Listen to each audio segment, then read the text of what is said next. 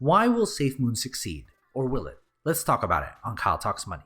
Let's be real, SafeMoon is succeeding because of virality. I first saw SafeMoon on March 10th via TikTok video. It was my first pancake swap purchase ever, and I actually was unable to buy the first attempt. I ultimately was able to buy in on March 28th, but man do I wish that first one went through. Anyway, just some buying context about me. About to drop the same amount on V2 now, so I've bought both contracts. Now to the point of this post, SafeMoon went viral, and I mean effing viral. That is the special sauce. Yes, tokenomics and cryptonomics are special, but they're also unproven. We are so lucky that we hedged our bet on the viral horse in this race. It's such a massive advantage to other coins who have to fight so hard just for people to know their name. What can we do to push the virality even further? Is the team already on it with Binance and Coinbase listings, or are we all just dreaming on those? Are TikTok videos still going around? I've deleted the app since it's way too addicting. I like advertisements of course, just not when you spend crazy amount of time on one in London when your wallet wasn't even ready. It's been a crazy ride and we're just getting started. To think we are still under a year old is insane. I create products and launch companies for a living, and I am impressed with the team's ability to pivot the product and to also clean house of snakes like Hank. F you Hank. Now here's to a nice holiday for you all, and some mother effing price action 2022 for all of us to enjoy. Haven't sold a single SafeMoon and not planning to until it hits $6. 1 million club.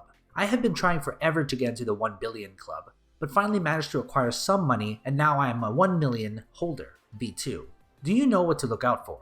I haven't seen a post like this before. When people get scammed, I just see you should have known better, which they should, but I think it's about time we need to accept that people are going to fall into these traps. If the most experienced crypto people who know and understand all this, please help me get it out there for the newer guys, that'd be awesome, showing support and all. Also, feel free to add your own tips to avoid scammers in the comments. Do not trust a single person who offers customer support of any kind. Do not trust any third-party link directed to your coin's website.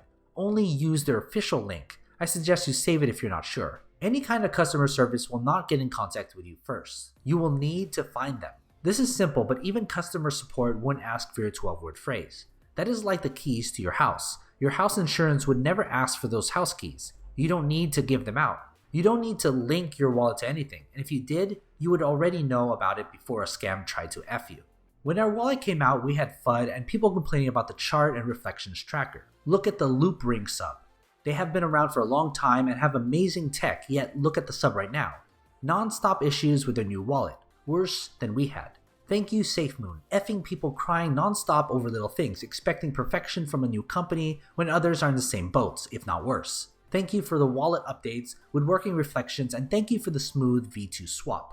Love y'all. I'm bullish on Loopring too, so don't take it as FUD. Just pointing out they have amazing tech and still have a bad wallet launch. Goal is to live off reflections as well as to use reflections to invest in other coins. Looking forward to this day. Most people are already doing this. Can't wait until all of us can do this. Did I just figure out the windmills while stoned? I was watching YouTube and had a little idea. What if the windmills generate certificates on the SafeMoon blockchain? Those certificates can then be swapped for SafeMoon. If the Gambian government had a sort of exchange or an extension of the SafeMoon exchange in which they held SafeMoon essentially purchased certificates from their citizens, they would effectively be powering the country, at least a bit, without having to build anything. Instead of building power stations, they say, you build your own little power station and we'll pay you in SafeMoon. Or for the industrious types that want to generate clean energy and sell it to the grid, they could do the same, but on a larger scale. People would be investing in a windmill, but over time it would pay itself off, when it would become free energy and income generation. Kind of like mining crypto, except you get a little electricity instead of use a ton of it. The government could then offer services in exchange for SafeMoon, so that it cycles back to them. It's not all just paying people. They can buy and sell SafeMoon. The country builds out a clean energy sector grassroots style, let the everyday folks do it themselves. Maybe I am missing something here, but then again, I am quite stoned. The thing about reflections. Seen a couple of posts criticizing people for getting excited about a couple dollars of reflections. But you really gotta think about how many SafeMoon you get in reflections. For example, about 5,000 SafeMoon V2 reflections is less than $10 today. But if or when price reaches $1, you got yourself some nice passive income right there. Facts about the real number of holders. Since the migration started, I've noticed a great number of people complaining about the number of holders being different than we thought. So here are some facts. 1. SafeMoon doesn't have 3 million real holders anymore. Every serious investor knows that. Most of them are dust wallets due to the large pump and dump the token had in the start. Most people sell. 2. This is one of the reasons that devs needed to upgrade to V2 to reduce the number of ghost wallets receiving reflections, making the real holders receive them. 3. Even without being listed on major exchanges, 3 freaking million people have bought, hold, know about SafeMoon, and without counting the people holding on exchanges and the people who know about them but don't buy or hold yet. 4. If you don't understand how huge this is, I'm afraid to say you need to do more research. I suggest you take a look on the top 100 tokens, coins, and see the numbers. Number 5, so yeah, how much blue chip coins do you think more than 3 million people knew in the first 10 months of their creation? Number 6, I believe there are a really great amount of people just watching the opportunity to enter. Most people also sold in for a loss and will come back when the price starts to spike. You can notice this by the quantity of people who even invested in but make posts every time we have FUD or something, like whales dumping and when the devs got fired. This is not really a fact, just my opinion.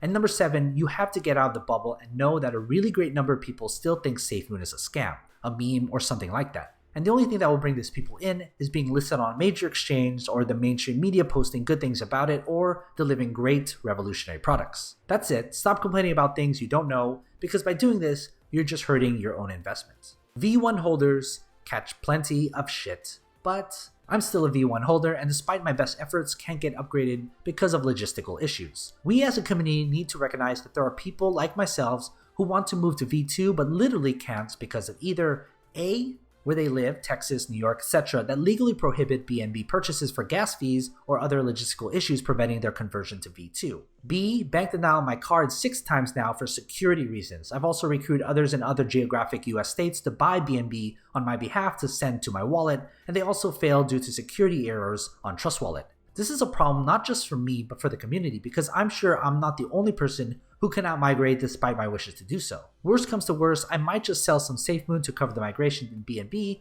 but point remains, all of us are affected by this, as I'm a huge SafeMoon fanboy, but literally cannot migrate my tokens to V2 because I can't buy BNB for the gas fees to do so. To be clear, this has nothing to do with the affordability of BNB and everything to do with inability to purchase BNB due to security errors or whatever the issue is, and we are all affected by this. I guess this is a mere awareness raising post for those in the same boat, but feel free to post advice for those of us if you have any guidance on how to help us migrate. So what will the future of SafeMoon look like? Comment your thoughts down below. And as always, take care of your money.